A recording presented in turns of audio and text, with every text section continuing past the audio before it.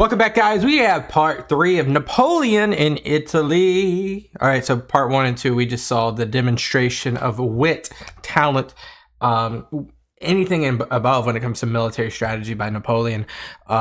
His campaign was probably the weakest in terms of resourcing and men and material, and he's turning it into the strongest right now. A lot of these individuals that he's working with are going to be working with him for a while. Wow. What loyalty these men have to him. I'm glad you're here with me. If you haven't seen part 2 and part 1 and even Battle of Toulon, go watch that. We got a playlist called Napoleon, Epic History. Also, if you're new here, this is what we do. We learn. So I'm glad you're with me.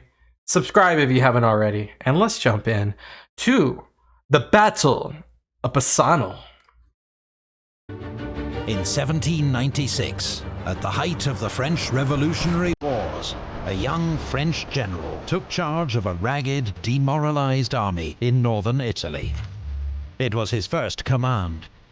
Many expected him to fail. Instead, in just 1 month, he won his first brilliant campaign. With astonishing self-confidence, boldness and energy, he led his army to victory after victory, transforming the war in Europe, winning praise from a grateful republic, and forging a legend. This is the story of Napoleon Bonaparte's first campaign, and the dawn of a new age. Let's go. Battle from... Wait. Okay, now we have conflicting titles. One says Battle of Mantua, which is kind of like the cliffhanger we left off at last time. At the top it says Battle of Bassano. Are we getting both? I'm not sure. Let's see. August 1796. The war between France's infant republic and the coalition seems to be tipping in France's favor. In the Vendée, General Hoche has brought the 3-year royalist revolt to an end. This appalling civil war has cost an estimated 165,000 lives and is the bloodiest chapter of the French Revolution. Do they really just have scythes, or what do you call it, scythes? What do you call those? Scythes? Like the thing that they use to cut grass? And hoes? I mean, I guess they were peasants. Bourbon Spain allies with France. They will combine forces against their common enemy, Great Britain. In Germany, the armies of General Jourdan and General Moreau have crossed the Rhine and are advancing on Vienna. While in Italy, Napoleon's stunning victory at Castiglione has sent the Austrians scurrying back to the Tyrol. Napoleon can now resume his siege of Mantua, the key to Italy. And remember, they actually had to pull off Mantua because of the overwhelming force that was coming from above Lake Garda, and they were so close. I think they were just so close to finally getting them to surrender. But now it's right back at it, and I don't think they have much of a worry now of outside forces. So it's going to be a slam dunk, in my opinion. But he'll have to start over. The Austrians have used the interlude to drag away his heavy guns and demolish his siege works. Right, because he left all that stuff. Ugh. In summer, the pestilential marshes that surround the city are lethal. The Austrian garrison has been decimated by disease, mostly malaria. Dang. General Serrurier, commanding the French siege, also contracts the disease. He returns to France to recover and is replaced by General Sauguet. Sickness and a shortage of equipment once more plague the French army in Italy. Even the heroic General Massena asks to be replaced, citing ill health and exhaustion. Napoleon rejects his request. He's like, nah. Despite these problems, the Directory in Paris orders Napoleon to attack as part of a grand strategic offensive against Austria. He is to break through to Innsbruck, join forces with Moreau's Army of the Rhine, then together invade Austria and force Emperor Francis to sue for peace. Napoleon faces an enemy of roughly equal size. So he plans to use speed and concentration of force to fall upon Austrian troops in the Adige Valley and clear the path northwards. Such a rugged terrain right there, too, through the Alps. His opponent, Austrian Field Marshal von Wurmser, is under immense pressure to relieve Mantua. His staff believe that recent fighting has left the French army shattered and incapable of offensive operations. So the Austrians plan to make their own advance. Rather than try to force his way past French troops in the Adige Valley, Wurmser will keep Davidovich in a defensive role, while he leads a wide outflanking march via the Brenta Valley and Bassano to reach Mantua from the east. There he will link up with its garrison. And when Napoleon comes south to face him, he will be caught between two Austrian armies. That's what the Austrians believe that's going to happen. But what's Napoleon going to really do here? I think he's going to bait and switch them, and he's going to, as we've always seen, attack each of them by themselves.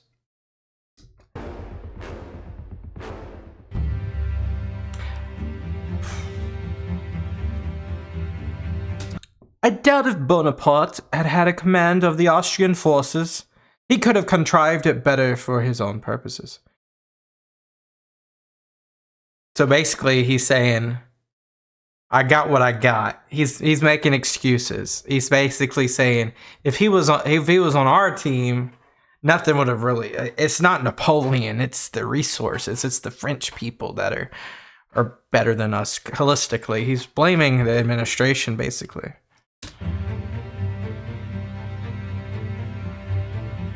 Wait, he could have. Oh well, he said I doubt. Never mind. The Austrians begin their advance on the 1st of September. French forces begin their advance the following day. Massena pushes up the Adige Valley, with Augereau taking a tougher, mountainous route on his right. Interesting. General Vaubois marches around Lake Garda to join them, with one brigade crossing by boat. The boat way is such an interesting way. The forward Austrian outposts are driven in, and by the 4th, 3 French divisions are converging on Davidovich's heavily outnumbered force near Rovereto. His idea of getting to Mantua is kind of screwed right now. General Victor leads the main attack straight up the road, driving back the enemy center. Meanwhile, French light infantry swarm up the sides of the valley to outflank the enemy. It's a tactic the French will use again and again to force the Austrians out of strong positions in the narrow passes.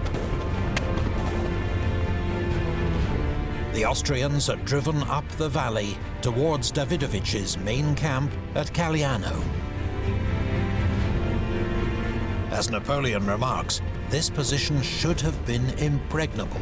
Sheer mountains either side of a valley floor that's just a few hundred yards wide. A small castle and wall add to the formidable natural defenses. But its defense has been left to a single, shaken Austrian regiment, which is given no time to prepare. So they can get When the overran. French hit them with speed and numbers, they give way. Yep. Massena's troops break through to the main Austrian camp, where soldiers, expecting a much longer respite, are preparing dinner. Austrians always be late. They're late at all the communication and all. Like, where's the scouts? Where are the scouts at? The arrival of the French sparks chaos and confusion. The Austrian escape route is immediately jammed with fleeing troops, wagons and guns. The French round up around 3,000 prisoners, alongside 25 guns and 7 standards. And they're just gonna add. Well, the prisoners are probably. I don't know. I wonder what did they do with prisoners? If anyone knows what they did with prisoners, leave down below. Did they just send them, back to Paris to put them in the jail? Did they put them in like a POW camp? Did they just execute them? What do they do? And then, yeah. Napoleon had thought that he faced the whole Austrian army around Trento. But now, speaking with prisoners and locals, he learns that Wurmser and half his army have set off down the Brenta Valley. Destination unknown. Bassano. With typical speed and decisiveness, Napoleon tears up the plan to join Moreau at Innsbruck and orders a pursuit. If he can catch and destroy Wurmser before he reaches safety, the war in Italy will be won. Okay.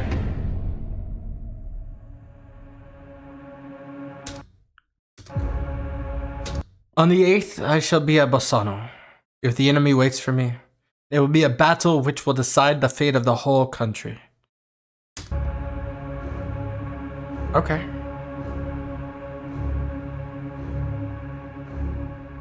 When Wurmser receives news of the fiasco at Caliano, his troops are already strung out along the Brenta Valley, with his vanguard approaching Vicenza. There is nothing to gain by turning back. He orders Davidovich to hold the passes north, assuming they are Napoleon's objective, and pushes on to Mantua. Okay. But Napoleon is not going north. He orders Vaubois to pursue Davidovich and keep him blocked in, while Augereau's division leads the rest of the army down the narrow, funnel-like Brenta Valley in pursuit of the Austrians. The army of Italy is brimming with confidence and momentum, and marches much faster than the Austrians. I mean, the morale is just so much higher. I mean, they've just won. They've just won. A small force at Levico offers token resistance before it's bundled down the Brenta Valley. Dang, can you imagine being at Levico? Like, you literally just have to run with your tail tucked between your legs for how many miles? The next day, French light infantry rout a 3,000-strong Austrian rearguard at Primulano, taking most of them prisoner. Wurmser decides to make another stand at Bassano, where the valley opens into flat plains. This is exactly what Napoleon told the Directory. They could have just kept running, to Mantua. They actually stationed and waited for him.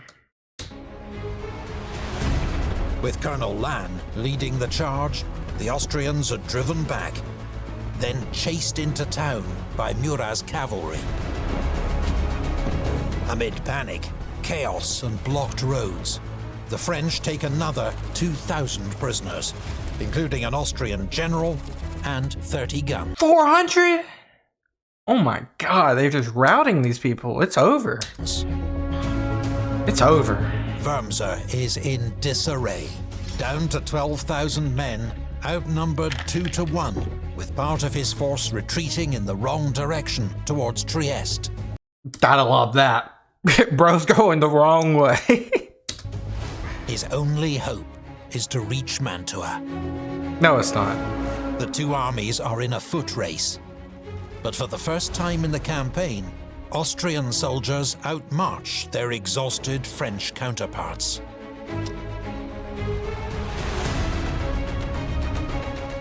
Wurmser leaves a small garrison at the fortress of Legnago to slow Augereau's pursuit.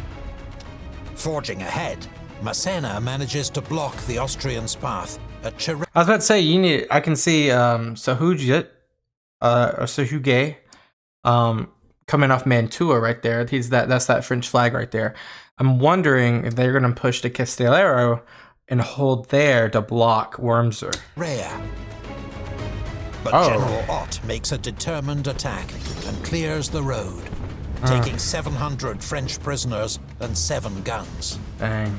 It is a rare defeat for Massena. With the help of a local informant, Wurmser then finds an intact, unguarded bridge across the Tione River. Oh no. And reaches the outskirts of Mantua on the 13th of September. His army has been saved from destruction. Once again, the siege fails. By the skin of its teeth.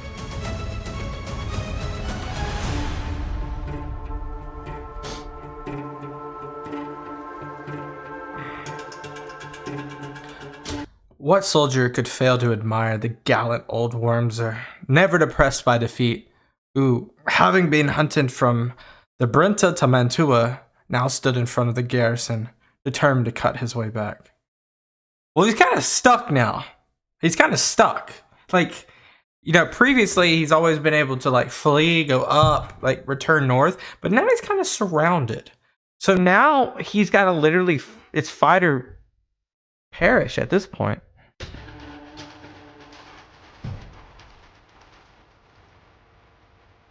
Let's see. Napoleon has failed to prevent Wurmser reaching Mantua. But he knows that if he can bottle him up inside the city, it will put intolerable strain on its supplies. Yeah. For that reason, Wurmser wants to keep his army outside the city walls, free to maneuver, and, crucially, forage for supplies in the surrounding country.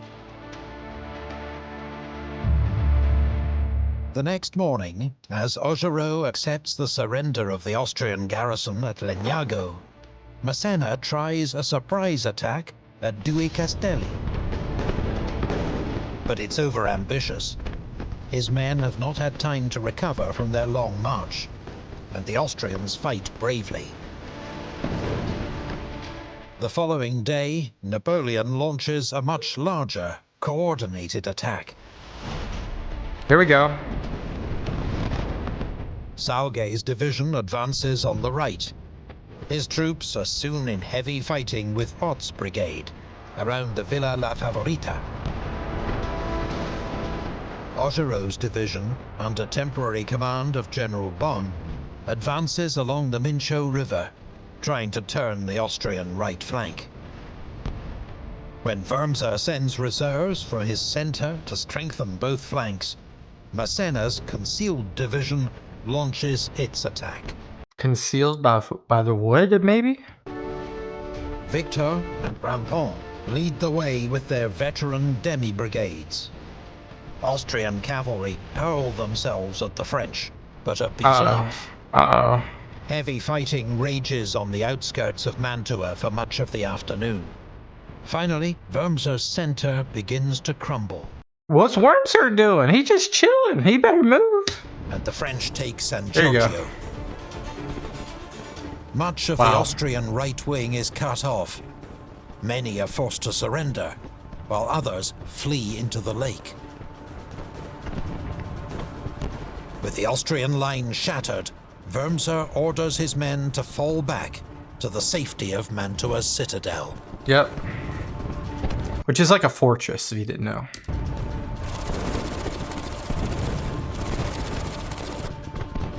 It's 2-1, 2.5 to 1. Big loss. The troops that were to have rescued Mantua are now trapped alongside its garrison. By early October, the French have cut off the city and resumed their siege. Conditions inside Mantua deteriorate rapidly. Disease, wounds and malnutrition kill on average nearly 100 Austrian soldiers every day for 6 weeks. Civilians 6 weeks, 7 times 6, that's 4,200 soldiers. are reduced to eating rats and horses. It's basically Stalingrad, but not as bad. Napoleon, meanwhile, returns to Milan. sending his aide-de-camp, Major Marmont, to Paris to present 22 captured Austrian standards. Yeah, I might to have the missed that. meanwhile eating rats and horses. Napoleon, meanwhile, returns to Milan, Okay. sending his aide-de-camp, Major Marmont, to Paris to present 22 captured Austrian standards to the Directory. Austrian standards. Is that like officers? But elsewhere, the war has not been going so well for France. Archduke Charles, younger brother of the Emperor Francis, has defeated General Jourdan's army twice in 2 weeks. It and General Moreau's army of the Rhine are forced to retreat back to the frontier.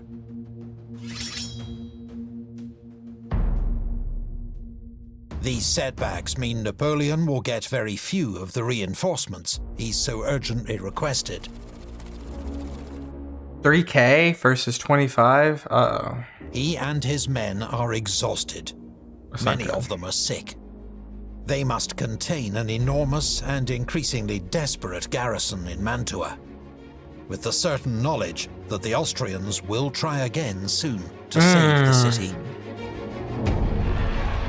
And there are diplomatic concerns which also trouble Napoleon. In Rome, the Pope stirs animosity against the French, citing their treatment of the Catholic Church in the territories they administer. Yeah, we saw that a lot with the plundering, and then you know, when they capture cities. These now include the Cispadane Republic, Uh-oh. formed in part from the Duchy of Modena, which Napoleon has abolished for colluding with the enemy. There is also the lingering threat that Naples may rejoin the war at a critical moment to stab him in the back. So, to secure his southern flank, Napoleon concludes a comprehensive peace treaty with Naples without bothering to consult the Directory. He's already acting like an emperor right there. It's actions like this that feed the whispers in Paris. This popular young general's ambition seems limitless. Might he not one day prove a dangerous political player? But such talk will be moot if Napoleon fails in Italy. That autumn, as Austrian troops march once more to the relief of Mantua, he will face his most skilled opponent yet, Feldzugmeister Joseph Alvinci, Who is that? the first man to defeat Napoleon Bonaparte in battle. Okay. A big That was it? Oh, guys, this I feel like there's so much to happen. Like, all right, so like this is a good lay of the land right here. We got Napoleon on the left hand side of Milan, and then like if we look on a zoom out version, we have coming from Tyrol and towards the Venetian area. Kingdom of Naples is kind of like on a treaty now, so we don't have to worry about the southern flank. Mantua is crumbling, but the resources and reinforcements from the north might not be as what we wanted. So yeah, it's kind of like boiling, you know, it's coming to a boil right now. So many things. I mean, technically Austria is definitely still in the war. The Italian campaign is not successful. It's semi-successful so far. So much that needs to happen. What do you guys think? I think this is so cool. We got part 4 and 5, and then that's the Italian campaign. I can't wait to finish this off. Appreciate you watching. Leave a video recommendation down below if you have one. As well as if you haven't already, hit that subscribe button so we can watch more together. Until next time, guys, peace out. Bye-bye.